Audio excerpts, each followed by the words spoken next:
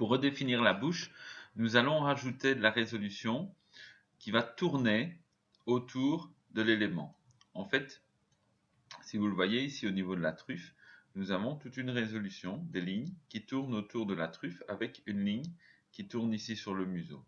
Autour de la bouche, on va fonctionner de la même manière. On va placer plusieurs lignes pour pouvoir définir correctement ce qui se passe autour de la bouche. Pour ça, donc, on va sélectionner le ring d'Edge. Alors, il faut le sélectionner ici en 2 fois. Et puis, on va pouvoir simplement mettre en place un connect. Valider avec Enter. Donc, voilà déjà une première ligne. De nouveau, cette première ligne, l'idéal, c'est de redimensionner, repositionner directement les points de cette ligne pour éviter d'avoir des faces coplanaires, ce qui est le cas pour l'instant, en définissant par exemple sur les 2 points ici.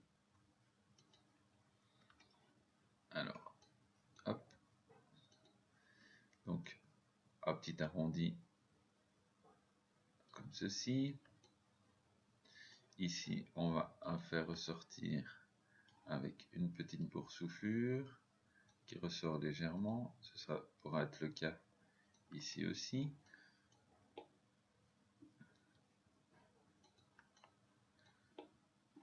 Donc, systématiquement, retravailler un tout petit peu les arrondis pour éviter d'avoir des faces coplanaires.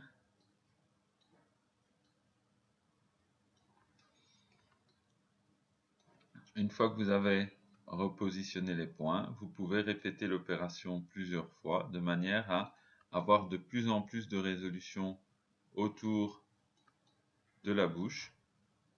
Toujours bien regarder dans les 3 dimensions pour voir si vous avez bien quelque chose qui est arrondi. Et donc, on peut rajouter une ligne de nouveau sur les edges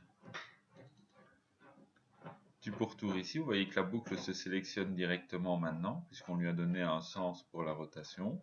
Donc ici, on peut refaire de nouveau un connect, qui servira pour définir un peu mieux ce qui se passe au niveau de la bouche. Et de nouveau, même opération, vertex, repositionnement des vertex pour arrondir légèrement l'effet et pouvoir définir ce qui se passe réellement au niveau du pourtour de la bouche.